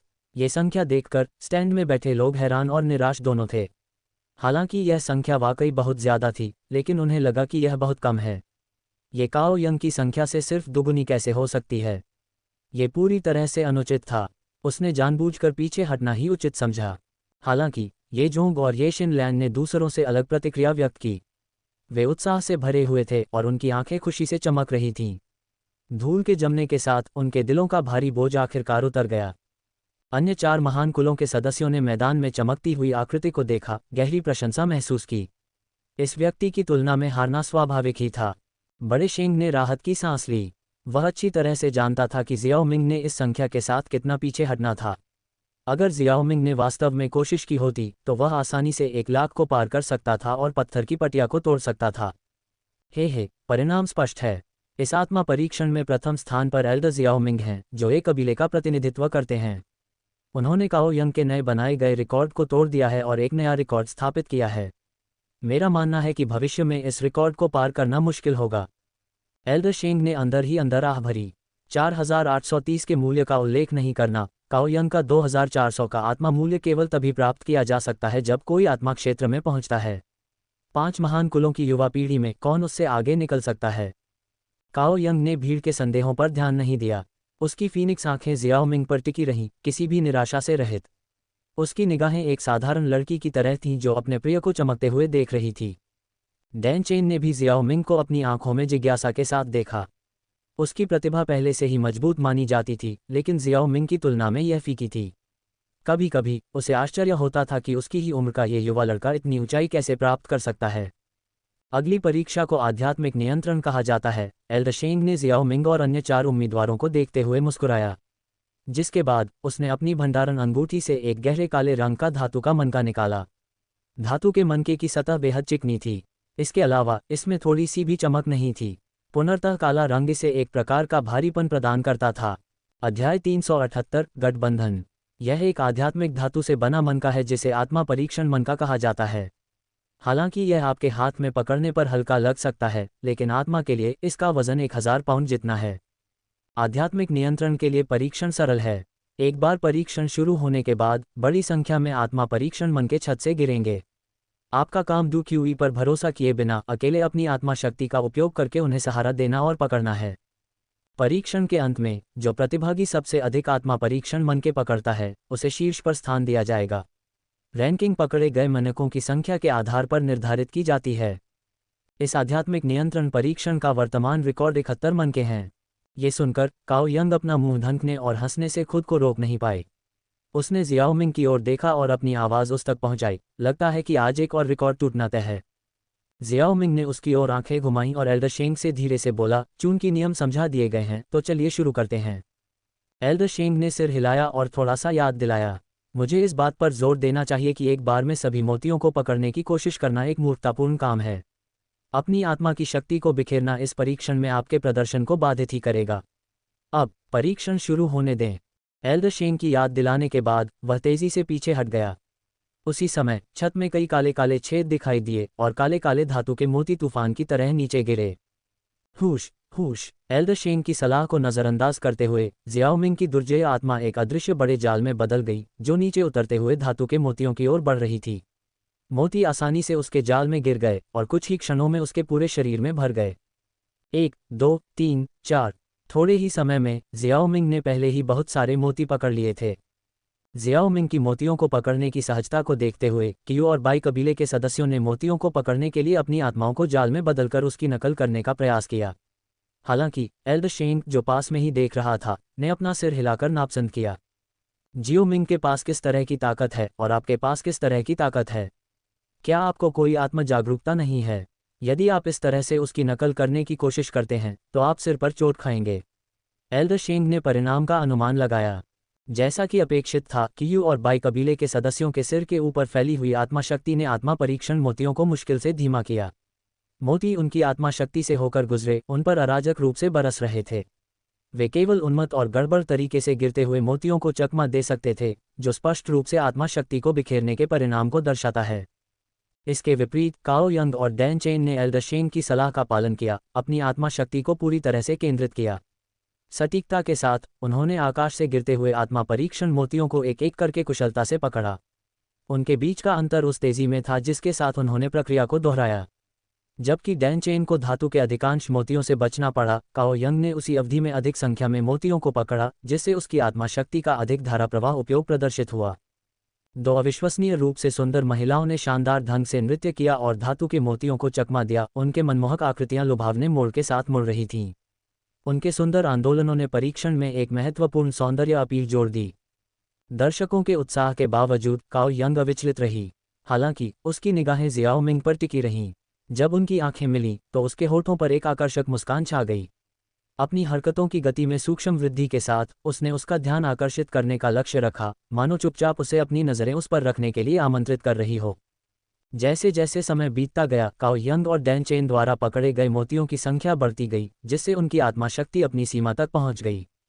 अभिभूत और थके हुए बाय और कियू कुलों के सदस्य परीक्षण से हटने वाले पहले व्यक्ति थे। उनके सामने लटके मोतियों की संख्या क्रमशः 31 और 30 थी। 7 या 8 मिनट के बाद डैन चेन ने फैसला किया कि अब अपना प्रयास समाप्त करने का समय आ गया है, क्योंकि उसने 101 मोतियों को सफलतापूर्वक हासिल कर लिया था। काओ यंग ने थोड़ी देर और प्रयास जारी रखा, लेकिन कुल 180 मोतियों को हासिल करने के बाद वह पीछे हट गई। फिर भी ये स्पष्ट था कि काओ यंग और डैन चेन दोनों ने बहुत प्रयास किया था। उनके निर्दोष चेहरों पर एक हल्की लाली दिखाई दी और उनकी थोड़ी तेज सांसें दर्शकों के साथ गूंजने वाली आकर्षक आहें छोड़ रही थीं।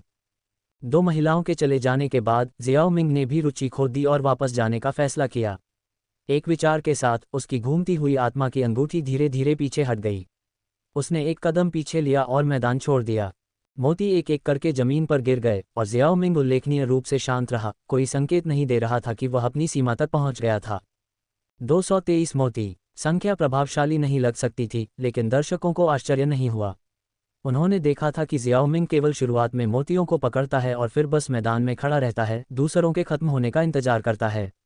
ये स्पष्ट था कि जियाओ मिंग ने जानबूझकर पहले से भी अधिक पीछे हट गया था। एल्डर शेंग ने संतुष्टि के साथ देखा। काओ यंग और डैन चेन का प्रदर्शन पिछले रिकॉर्ड को तोड़ते हुए उत्कृष्ट था। वे पिल टॉवर के इतिहास में शीर्ष प्रतिभाओं में से थे। जियो मिंग के बारे में, वह पूरी तरह से एक अलग स्तर का था। वह यहाँ केवल मौज मस्ती करने आया था और उससे अपनी तुलना करने का कोई मतलब नहीं था। आध्यात्मिक नियंत्रण परीक्षण समाप्त हो गया है, एल्डर शेंग ने घोषणा की। उनकी आवाज़ पूरे हॉल में गूंज उठी। नियमों के अनुसार एल्डर जियो मिंग पहला स्थान लेते हैं, काओ यंग दूसरे स्थान पर और डैन चेन तीसरे स्थान का दावा करते हैं। अब मैं तीसरे और अंतिम परीक्षण के बारे में बताता हूं, एल्डर शेंग ने आगे कहा। आध्यात्मिक शक्ति एक कीमियागर की नींव है। हालांकि इस परीक्षण का उद्देश्य न केवल किसी की आत्मा का आकलन करना है, बल्कि आध्यात्मिक हमलों का प्रदर्शन भी करना है, जो एक कीमियागर के लिए एक शक्तिशाली तरीका है। थोड़ी देर रुककर उन्होंने सभी का ध्यान मैदान में एक बड़े लाल घेरे की ओर आकर्षित किया। उसके होठों पर मुस्कान तैर गई जब उसने आगे बताया, अंतिम परीक्षा बिल्कुल सीधी है। तुम सभी पांचों इस घेरे में प्रवेश करोगे और आत्मशक्ति संघर्ष में शामिल होगे। जो अंत में घेरे के अंदर रहेगा उसे अंतिम विजेता घोषित किया जाएगा। एल्डर शेंग खुद को जियाओ मिंग को विजेता घोषित करने के लिए उत्सुक महसूस कर रहे थे।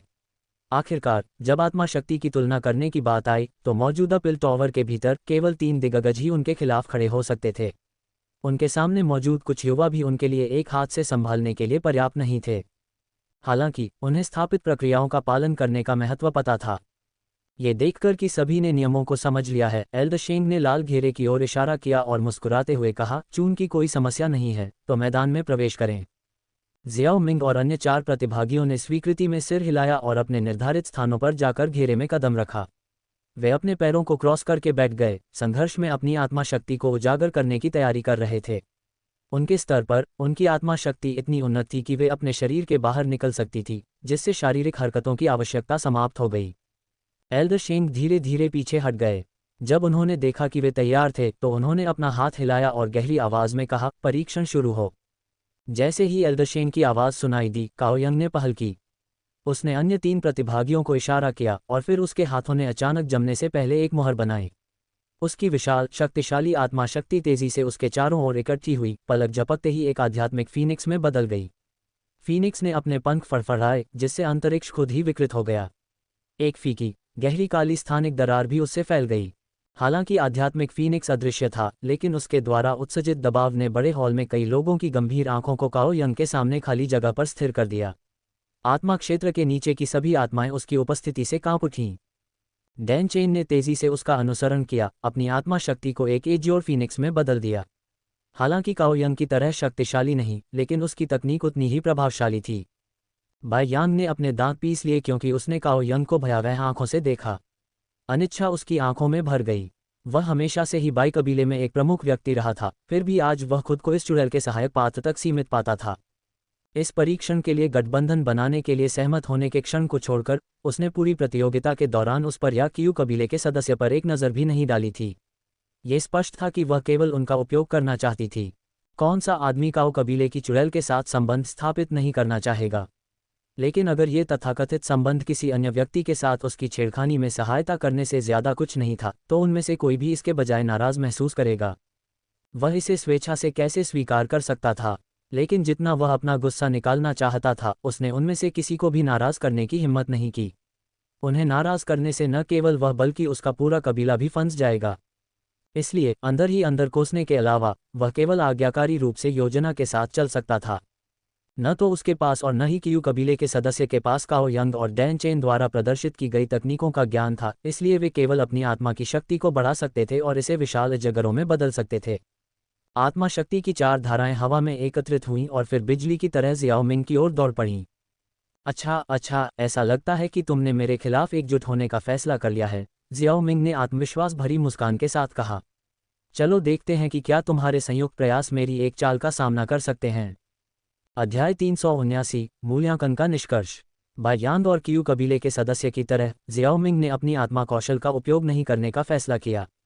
इसके बजाय उसने अपनी आत्मा शक्ति को अपने माथे से उछालने दिया, एक बड़े हाथ में बदल गया जिसने अन्य 4 प्रतिभागियों की आत्मा शक्तियों की ओर जमकर थप्पड़ मारा। हालांकि जियाओ मिंग लापरवाह दिखाई दिया, काओ यंग और अन्य लोगों ने आसन्न खतरे की भारी भावना महसूस की और चुपचाप अपनी ताकत बढ़ा दी।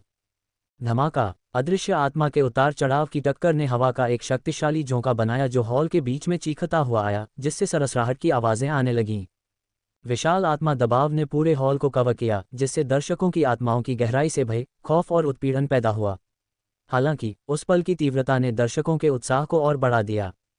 विभिन्न बलों के प्रतिनिधियों ने अपनी गर्दन को फैलाया और अपनी आंखें चौड़ी की, लाल घेरे के भीतर युद्ध के दृश्य पर ध्यान केंद्रित किया, जो डू क्यूई की लड़ाइयों से अलग था।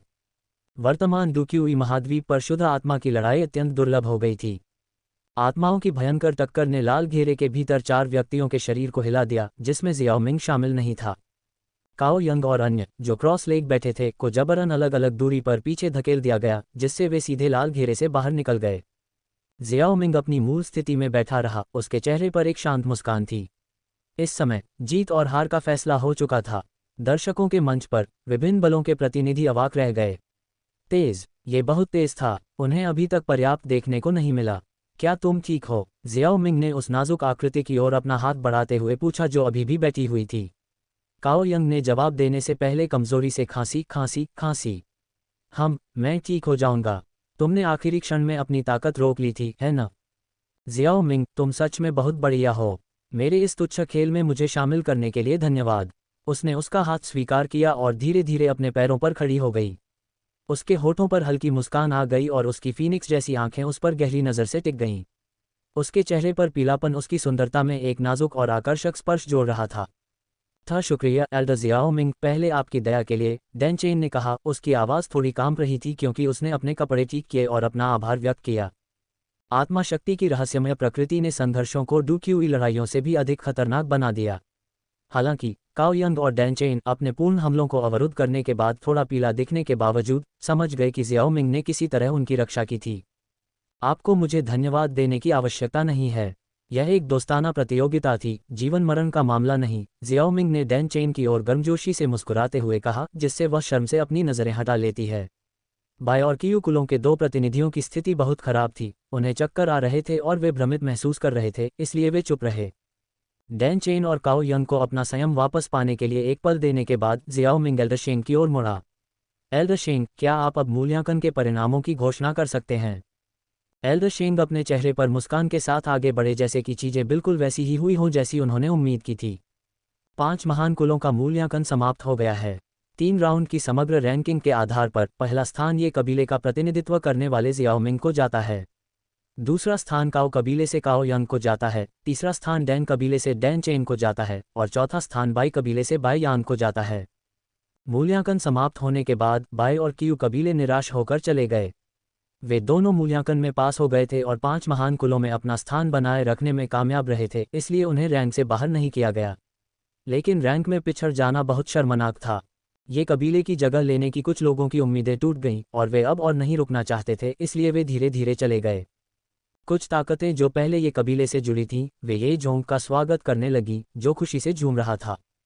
हालांकि ये कबीले का पतन हो गया था, फिर भी उन्होंने 5 महान कुलों के बीच अपनी स्थिति को बनाए रखा और पिलटॉवर में एक एल्डर की सीट भी बरकरार रखी जाएगी। शायद उनकी स्थिति काऊ कबीले से तुलना नहीं की जा सकती थी, लेकिन यह अभी भी एक असाधारण स्थिति थी जिसकी तुलना साधारण ताकतें नहीं कर सकती थीं।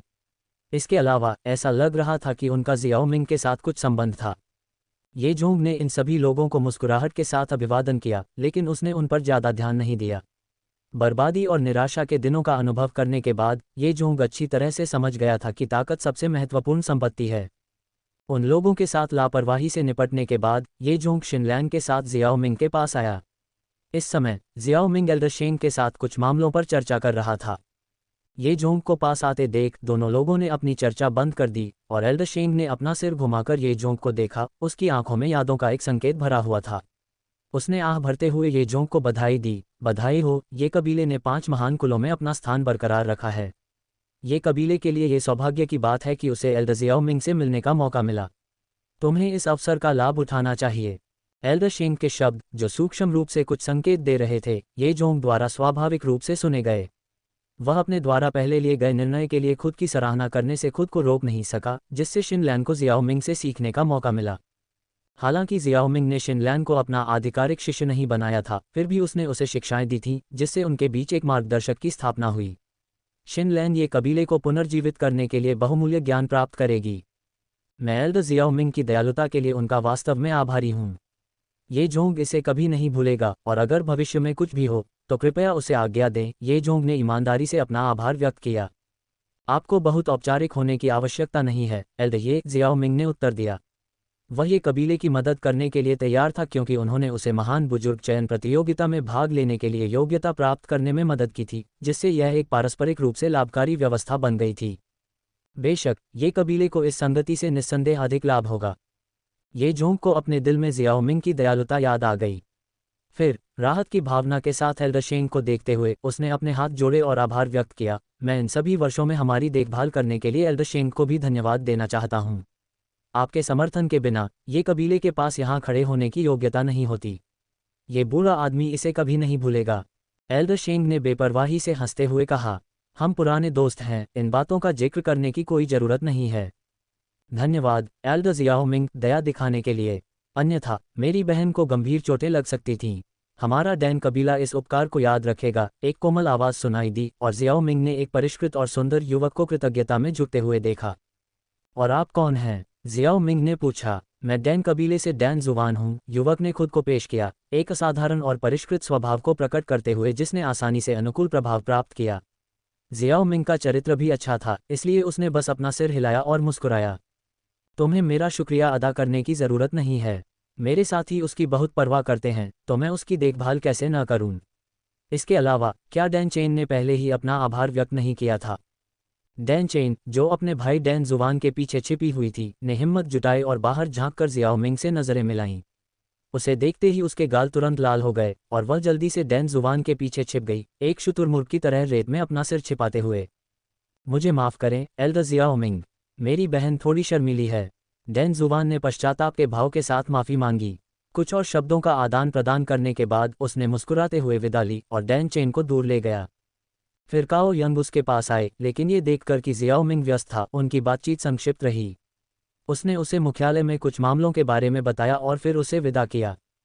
हाँ, ऐसा लगता है कि एल्डर जियाओ मिंग महिलाओं के बीच काफ़ी लोकप्रिय हैं। एल्डर शेंग ने अपनी दाढ़ी को सहलाया और बातचीत को देखते हुए चिढ़ाते हुए कहा। एल्डर जियाओ मिंग सुंदर और असाधारण रूप से प्रतिभाशाली हैं। इस तरह का ध्यान आकर्षित करना कोई आश्चर्य की बात नहीं है। एल्डर ये जोंग ने भावुकता के साथ टिप्पणी की। जियाओ मिंग, जिसे चमकदार चेहरे की कीमिया पूर्वज के रूप में जाना जाता है, पिलटॉवर में महिलाओं के बीच अत्यधिक लोकप्रिय था। यह एक सर्वविदित तथ्य है। अपने सौम्य चरित्र के साथ वह पुरुष कीमियागरों के बीच भी एक निश्चित स्तर की लोकप्रियता रखता था। जियाओ मिंग बस मुस्कुराया। अपने निजी जीवन पर चर्चा करने में कोई दिलचस्पी नहीं थी। अब जब मूल्यांकन समाप्त हो गया है तो चलो चलते हैं। अध्याय 380 डू वेनेरेट। मूल्यांकन कक्ष से बाहर निकलने के बाद ये शिनलैन का ठंडा व्यवहार गायब हो गया और वह उत्साहपूर्वक जियाओ मिंग के साथ विभिन्न विषयों पर बातचीत करने लगी। अपनी पीढ़ी में ये कबीले की सबसे प्रतिभाशाली व्यक्ति होने के नाते वह कबीले के मामलों से बोझिल हो गई थी, जिससे उसकी सांस फूल गई थी। अब जब वे मुद्दे हल हो गए थे तो उसके सीने से एक बोझ उतर गया था। जियाओ मिंग चुपचाप सुन रही थी, कभी कभी एक दो शब्दों के साथ जवाब देती थी, बातचीत से ऊब महसूस नहीं कर रही थी।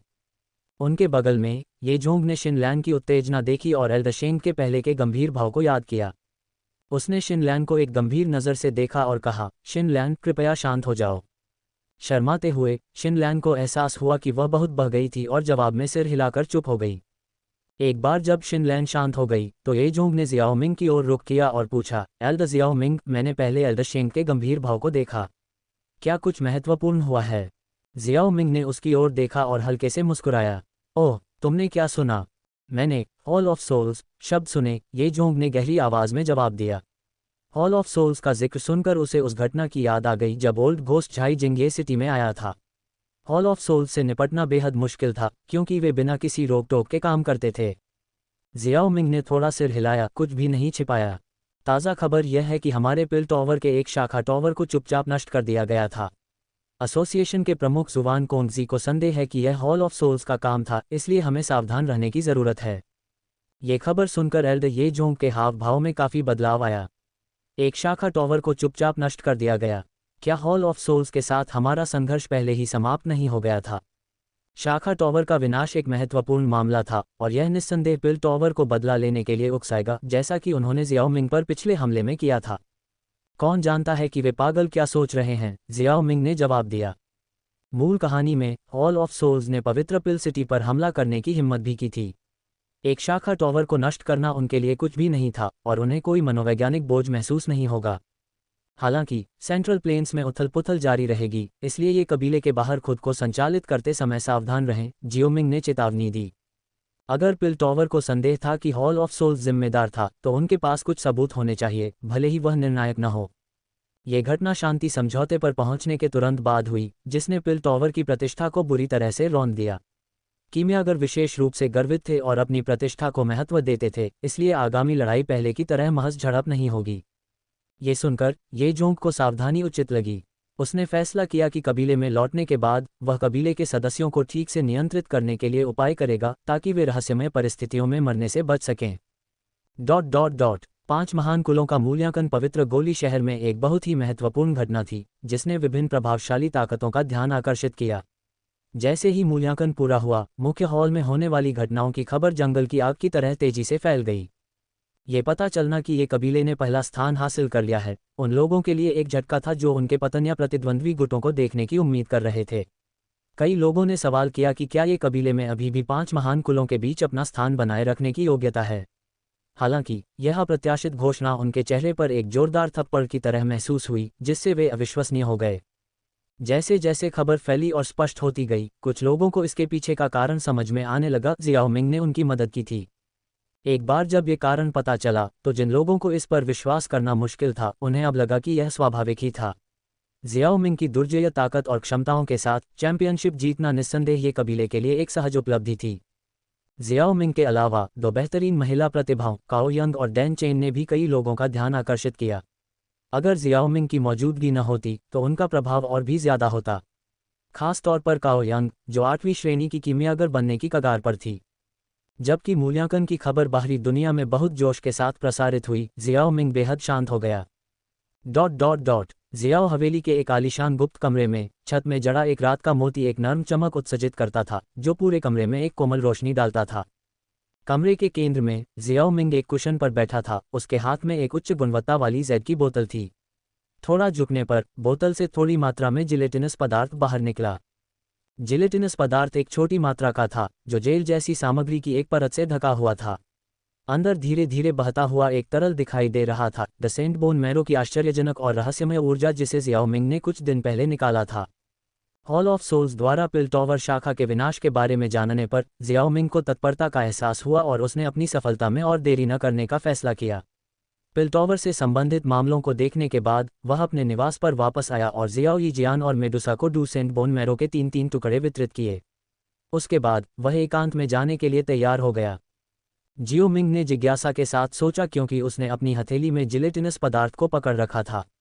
मुझे आश्चर्य है कि मैं इस एकांत में किस स्तर तक पहुंच सकता हूं।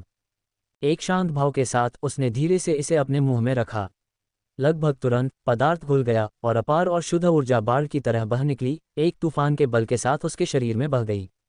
इस शक्तिशाली ऊर्जा के अचानक प्रवाह के कारण जियाओमिंग के शरीर का तापमान तेजी से बढ़ गया और उसके सिर से सफ़ेद धुएं की लपटें निकलने लगीं। डूसेन स्तर के बोन मैरो में निहित ऊर्जा विशाल और शक्तिशाली थी।